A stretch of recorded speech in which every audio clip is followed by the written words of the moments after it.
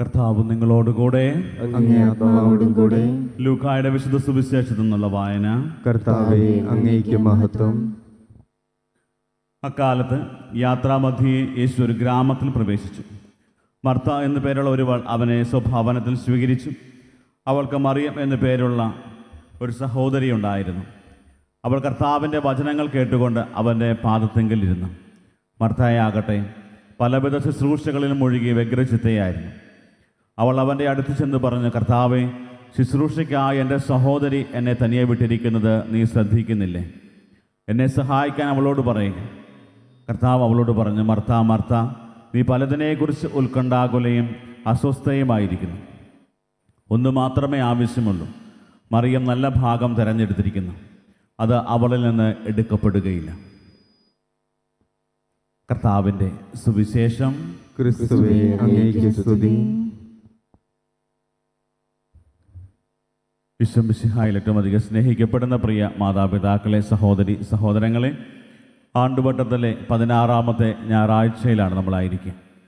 നമ്മൾ ശ്രമിച്ച വചനഭാഗങ്ങൾ നമ്മൾ ശ്രദ്ധിച്ചു കഴിഞ്ഞാൽ വചനഭാഗങ്ങൾ നമുക്ക് തരുന്ന പ്രധാനപ്പെട്ട സന്ദേശം നമ്മുടെ ചുറ്റുമുള്ളവരോട് ഏറ്റവും ആതിഥ്യ മര്യാദയോടെ പെരുമാറണമെന്നും നമ്മളെടുക്കുന്ന തീരുമാനങ്ങളിൽ ഉറച്ചു നിൽക്കുവാനും ഏറ്റവും കൂടുതൽ പ്രാധാന്യം കൊടുക്കേണ്ട ചില കാര്യങ്ങൾക്ക് പ്രാധാന്യം കൊടുക്കേണ്ടവരായി മാറണമെന്നുള്ള കാര്യം വചനം നമ്മളെ പഠിപ്പിക്കുകയാണ്. നമുക്കറിയാം, നമ്മുടെ ജീവിതങ്ങളിൽ നമ്മൾ ഓരോ നിമിഷവും ഒത്തിരിയേറെ തീരുമാനങ്ങൾ എടുക്കുന്നുണ്ട്. ദേവാലയത്തിലേക്ക് നമ്മൾ വിശുദ്ധ കുർബാനയ്ക്ക് വരുന്നതിന് മുമ്പ് തന്നെ നമ്മൾ തീരുമാനമെടുക്കണം, ഞങ്ങൾ വരുന്നുണ്ട് എന്നുള്ളത്. വരാനും വരാതിരിക്കാനുമുള്ള തീരുമാനങ്ങളൊക്കെ ഉണ്ട്. പക്ഷെ നമ്മളെടുക്കുന്ന ആ പ്രാധാന്യം, മുൻതൂക്കം കൊടുക്കേണ്ടതായിട്ടുള്ള ചില കാര്യങ്ങൾക്ക് മുൻതൂക്കം കൊടുക്കാൻ തുടങ്ങുമ്പോഴാണ് ക്രൈസ്തവ ജീവിതം അതിൻ്റെ പൂർണ്ണതയിലെത്തുക. നമ്മൾ വായിച്ചു കേട്ട സുവിശേഷ ഭാഗത്തിൽ 1-ാമത്തെ വായനയിൽ നമ്മൾ പ്രധാനമായിട്ടും കാണുക, അബ്രാഹത്തെ ദൈവം സന്ദർശിക്കുന്നത് കാണാൻ പറ്റും. 3 പേര് അബ്രാഹത്തിൻ്റെ വീടിൻ്റെ മുമ്പിൽ, അബ്രാഹത്തിൻ്റെ മുമ്പിൽ നിൽക്കുന്നത് കണ്ട് അബ്രാഹാം ഇറങ്ങിച്ചെന്ന് അവരെ ശുശ്രൂഷിക്കുന്നത് കാണാൻ പറ്റും. എന്തുമാത്രം ഒരു വലിയ മര്യാദയോടെ ഓടിച്ചെന്ന് അവരെ സ്വീകരിക്കുന്നു, അവരെ ഇരുത്തി അവർക്ക് വേണ്ട കാര്യങ്ങൾ, ഭക്ഷണങ്ങൾ ക്രമീകരിക്കുന്നു. അതുപോലെ ഏറ്റവും നല്ലതായിട്ടുള്ളതാണ് അവർ കൊടുക്കുക. കൊഴുത്ത കാളക്കുട്ടിയെ കൊല്ലുന്നതൊക്കെ കൃത്യമായിട്ടും പറഞ്ഞു വെക്കുന്നുണ്ട്. അതിനുശേഷം അവർക്ക് ഭക്ഷണം വിളമ്പുന്നു, അവരെ പരിചരിക്കുന്നു. അതുപോലെ ഒരു വലിയ ഒരു ആതിഥ്യ മര്യാദയുടെ ഒരു സംസ്കാരം രൂപപ്പെടുത്തിയെടുക്കുന്ന അബ്രാഹത്തെ കാണാൻ പറ്റും. അതിൽ സംപ്രീതനായി അബ്രാഹത്തിന് ആ 3 പേര് ഒരു വലിയ വാഗ്ദാനം നൽകുകയാണ്, അടുത്ത വസന്തത്തിൽ വരുമ്പോൾ സാറായിക്ക് ഒരു മകനുണ്ടായിരിക്കും. പ്രിയപ്പെട്ടവരെ, ബൈബിൾ പണ്ഡിതന്മാർ പറഞ്ഞു വയ്ക്കുക, അബ്രാഹത്തെ കാണാനായിട്ട് വന്ന ആ 3 പേര് പരിശുദ്ധ ത്രിത്വത്തിൻ്റെ ഒരു സൂചനയാണ്. പഴയ നിയമത്തിൽ നമ്മൾ കാണുന്ന പരിശുദ്ധ ത്രിത്വത്തിൻ്റെ ഒരു സൂചനയാണെന്ന് പറഞ്ഞു വയ്ക്കാറുണ്ട്. പക്ഷേ ഏറ്റവും പ്രധാനമായിട്ട് നമ്മൾ കാണുക, ആ ഒരു സാഹചര്യങ്ങളിൽ ഏറ്റവും മഹനീയമായി പെരുമാറാനായിട്ട് നമുക്ക് സാധിക്കുന്നുണ്ടെങ്കിൽ, അതായത് പ്രത്യേകിച്ച് ദൈവത്തിന് കൊടുക്കേണ്ട ആ ഒരു പ്രാധാന്യവും ശുശ്രൂഷയും ഒക്കെ ഏറ്റവും മനോഹരമായി ചെയ്യാൻ തുടങ്ങുമ്പോൾ അത് എപ്പോഴും ഒരു അനുഗ്രഹമായിട്ട് മാറും. മനുഷ്യൻ്റെ പ്രതീക്ഷകൾക്ക് അപ്പുറത്ത് അവൻ്റെ ജീവിതത്തിൽ അവന് ദൈവം നൽകുന്ന അനുഗ്രഹങ്ങൾ കാണാൻ പറ്റുന്നത് ദൈവത്തോട് ചേർന്നിരിക്കുമ്പോൾ തന്നെയാണ്. നമുക്കറിയാം, നമ്മളൊക്കെ ആയിരിക്കുന്നത് ആർഷഭാരത സംസ്കാരം നിലനിൽക്കുന്ന ഈ കാലഘട്ടത്തിലാണ്. അതായത് അതിഥി ദേവോ ഭവ എന്നുള്ള ആർഷഭാരത സംസ്കാരത്തിൽ നിലനിൽക്കുന്നവരാണ്. ഇന്ന് സാമൂഹ്യ മാധ്യമങ്ങളുടെ അതിപ്രസരം മൂലമൊക്കെ പലപ്പോഴും ഈ ഒരു സംസ്കാരത്തിനൊക്കെ കൈമോശം വന്നു പോയിട്ടുണ്ട്. ഇന്ന് സാമൂഹ്യ മാധ്യമങ്ങൾക്കൊക്കെ പലപ്പോഴും അടിമപ്പെട്ടു പോകുമ്പോൾ നമ്മുടെ ചുറ്റുമുള്ളവരെ പോലും പരിഗണിക്കാൻ സാധിക്കാതെ പോകുന്ന ഒരവസ്ഥകളിലൂടെയൊക്കെ നമ്മുടെ സമൂഹം കടന്നു പോകുന്നുണ്ട്. അവിടെയൊക്കെ ഈ ഒരു വചനഭാഗം നമുക്ക് തരുന്നൊരു പ്രധാനപ്പെട്ട ഒരു സന്ദേശമെന്ന് പറയുന്നത്, നമ്മുടെ ചുറ്റുമുള്ളവരെ ദൈവിക സ്ഥാനത്ത് കണ്ടുകൊണ്ട് അവരെ ശുശ്രൂഷിക്കുവാനും അവരെ പരിഗണിക്കുവാനുമായിട്ടുള്ള ഒരു പരിശ്രമം നടത്തണമെന്നുള്ളത്. ഇന്ന് നമ്മുടെയൊക്കെ ജീവിതങ്ങളെ പരിശോധിച്ച് കഴിഞ്ഞാൽ, ഇങ്ങനെ ആരെങ്കിലും വീട്ടിലേക്ക് വന്നു കഴിഞ്ഞാൽ നമ്മൾ ജനലിൽ കൂടെ ഒക്കെ നോക്കും, ആരെങ്കിലും നമുക്ക് കതക്ക് തുറക്കാൻ പറ്റുന്ന ആൾക്കാരാണോ, കതക്ക് തുറക്കണോ, വാതിൽ തുറക്കണോ, അത് പുറകെ കൂടെ ഓടണോ എന്നൊക്കെ പലപ്പോഴും നമ്മൾ ചിന്തിക്കുന്നതൊക്കെ. പക്ഷേ ഇതേ സമയത്ത് നമുക്ക് തരുന്നൊരു വലിയ ഒരു പ്രത്യേകത എന്ന് പറയുന്നത്, വചനം തരുന്നൊരു വലിയ ഒരു മൂല്യമെന്ന് പറയുന്ന ആതിഥ്യ മര്യാദയോടെ നമ്മുടെ മുമ്പിൽ വരുന്നവരെ എല്ലാം ദൈവിക സാന്നിധ്യം അവരുടെ ഉള്ളിൽ കണ്ടുകൊണ്ട് അവരെ ശുശ്രൂഷിക്കാനായിട്ടുള്ളൊരു വലിയ മനസ്സ്. സുവിശേഷത്തിലേക്ക് വരുമ്പോഴും ഈശോയ്ക്ക് ഏറ്റവും പ്രിയപ്പെട്ട ഒരു ഭവനമായിരുന്ന മർത്തായുടെയും മറിയത്തിൻ്റെയും ഭവനത്തിലേക്ക് ഈശോ കടന്നു ചെല്ലുകയാണ്. അവിടെ മർത്ത ഒത്തിരി സ്നേഹത്തോടെ ഈശോയെ സ്വീകരിക്കുന്നുണ്ട്. കാരണം എല്ലാവരും കാണാൻ കൊതിക്കുന്നതും തൊടാൻ ആഗ്രഹിക്കുന്നതും സൗഖ്യം ലഭിക്കാൻ വേണ്ടിയൊക്കെ തിങ്ങിക്കൂടിക്കൊണ്ടിരുന്ന വ്യക്തി ഇതാ ഞങ്ങളുടെ ഭവനത്തിലേക്ക് വരുന്നു. ഇതിൽ പരം ടെൻഷൻ്റെ വേറെ ആവശ്യമില്ല. ഇഷ്ടംപോലെ ആകുലതകളും ടെൻഷനും ഒക്കെ ആയിട്ട് മാർത്ത ഓടി നടക്കുകയാണ്. അതേസമയത്ത് മാർത്തായുടെ സഹോദരി മറിയം കർത്താവിൻ്റെ അടുത്ത് കർത്താവിൻ്റെ പാദത്തെങ്കിൽ ഒരു ടെൻഷനുമില്ലാതെ കർത്താവ് പറയുന്ന കാര്യങ്ങൾ കേട്ടുകൊണ്ട് നിൽക്കുകയാണ്. അപ്പോൾ ഇങ്ങനെ സാധാരണ രീതിയിൽ ഉണ്ടാകുന്ന ഒരു വിഷമവും സങ്കടവും അസൂയയും ഒക്കെ മാർത്തായ്ക്കുണ്ടായി. ഞാനിവിടെ കിടന്ന് അടുക്കളയിൽ കിടന്ന് കഷ്ടപ്പെടുന്നു, മാർത്തായാണെങ്കിൽ ഇവിടെ നിന്ന് ചുമ്മാതിരുന്ന് കർത്താവിൻ്റെ അടുത്തിരുന്ന് കർത്താവിൻ്റെ വചനം കേട്ടുകൊണ്ടിരിക്കുന്നു. ഏറ്റവും ശ്രേഷ്ഠമായത് മറിയം തിരഞ്ഞെടുത്തു എന്ന് കൃത്യമായിട്ടും പറയുന്നുണ്ട്.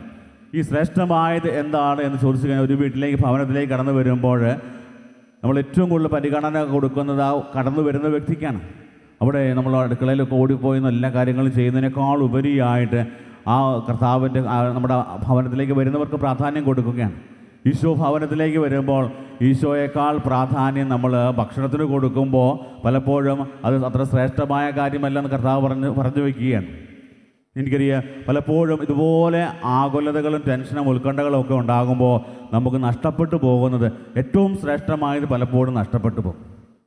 കുറേ വർഷങ്ങൾക്ക് മുമ്പ് ഞങ്ങൾ വല്യമ്മയെ കാണാൻ വേണ്ടി വല്യമ്മനെയും വല്യപ്പനെയും കാണാൻ വേണ്ടി ഇവിടെ നിന്ന് കണ്ണൂർ ഭാഗത്തേക്ക് പോയി.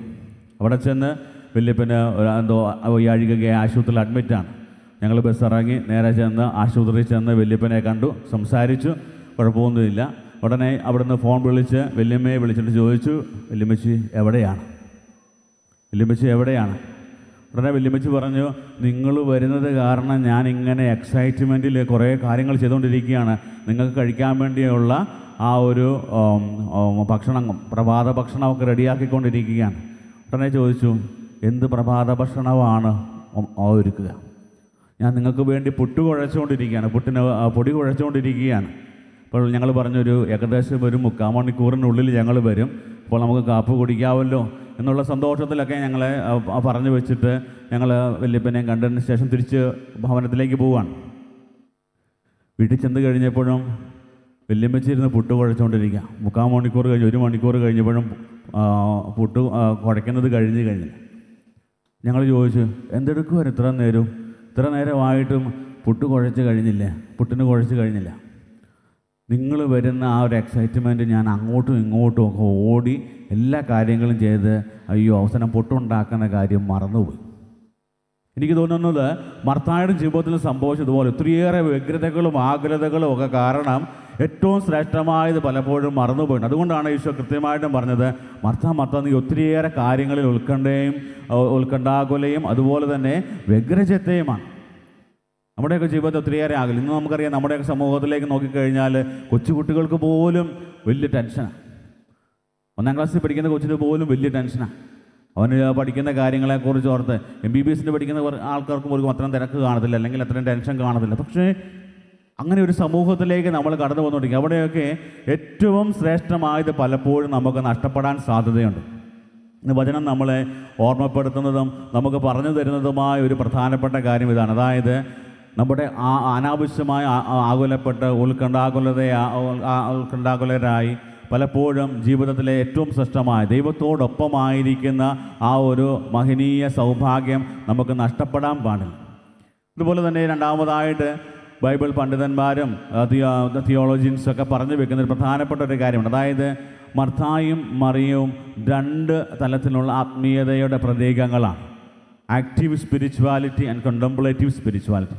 അതായത് മാർത്തായെ സംബന്ധിച്ചിടത്തോളം ഓടി നടന്ന എല്ലാ കാര്യങ്ങളും ചെയ്യുക ആക്റ്റീവ് സ്പിരിച്വാലിറ്റിയുടെ ഭാഗമാണ്. അതുപോലെ തന്നെ മറിയം ഒരു കോണ്ടംപ്ലേറ്റ്, ധ്യാനാത്മകമായി ദൈവത്തോടൊപ്പമായിരിക്കുന്ന ഒരു ആത്മീയതയുടെ ഒരു പ്രതീകമാണ് മറിയം.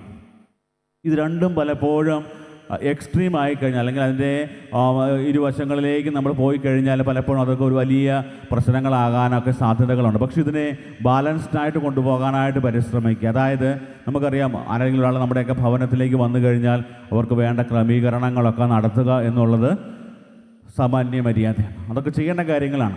അപ്പോൾ ഞാൻ അത് മാത്രമേ ചെയ്യത്തുള്ളൂ എന്ന് പറഞ്ഞിരിക്കാതെ നമ്മൾ ചെയ്യേണ്ട ഉത്തരവാദിത്തങ്ങൾ ചെയ്യുക. അതോടൊപ്പം തന്നെ ദൈവത്തോട് കൂടെ ആയിരിക്കാനായിട്ട് പരിശ്രമിക്കുക. മറിയം ചെയ്ത വലിയൊരു കാര്യം ഇതാണ്. അതായത് എൻ്റെ കർത്താവായ ദൈവത്തോട് ചേർന്നിരിക്കാനായിട്ട് പരിശ്രമിക്കുക. പ്രിയപ്പെട്ടവരെ, ഇപ്രകാരം ഒരു മനോഭാവത്തോടെ ആത്മീയതയോടെ നമ്മൾ മുന്നോട്ട് പോകുമ്പോൾ നമ്മുടെ ജീവിതത്തിൽ വലിയ ഒരു ഉണർവ് നമുക്ക് എപ്പോഴും അനുഭവിക്കാൻ സാധിക്കും.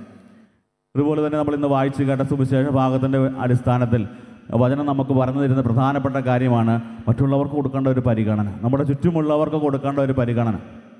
ആർക്കും സമയമില്ലാത്തൊരു കാലഘട്ടമാണ്. അങ്ങനെയുള്ള കാലഘട്ടത്തിൽ നമ്മുടെ ചുറ്റുമുള്ളവരെ, നമ്മുടെ പ്രിയപ്പെട്ടവരെ പരിഗണിക്കുന്നവരായിട്ട് നമ്മൾ മാറണം. പിന്നീട് പരിഗണിക്കാം എന്ന് വിചാരിച്ചാൽ ചിലപ്പോൾ ആ പരിഗണിക്കാൻ വേണ്ടിയുള്ള ആളുകളെ കിട്ടിയെന്ന് വരത്തില്ല. പ്രത്യേകിച്ച് നമുക്കറിയാം, നമ്മുടെയൊക്കെ ജീവിതങ്ങളുടെ നൈമിഷികത നമുക്കറിയാവുന്നതാണ്. അതുകൊണ്ട് ചുറ്റുമുള്ളവരെ ഈ ഒരു സമയത്ത് പിന്നത്തേക്ക് മാറ്റിവെക്കാതെ അവരെ പരിഗണിക്കാനും ആതിഥ്യമര്യാദയോടെ നമ്മുടെ ജീവിതത്തിലേക്ക് നമ്മളെ സഹായിക്കുവാനായി കടന്നു വരുന്ന എല്ലാവരെയും പരിഗണിക്കുവാൻ, സ്നേഹത്തോടെ സൗമ്യതയോടെ പരിഗണിക്കുവാനായിട്ടുള്ള ഒരു വലിയ കൃപയ്ക്ക് വേണ്ടി പ്രത്യേകം പ്രാർത്ഥിക്കാം.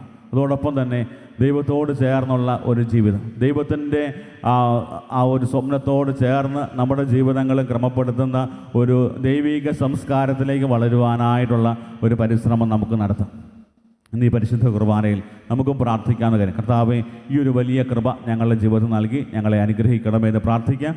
ദൈവം നമ്മളെ സമർത്ഥമായി അനുഗ്രഹിക്കട്ടെ. ആമേൻ.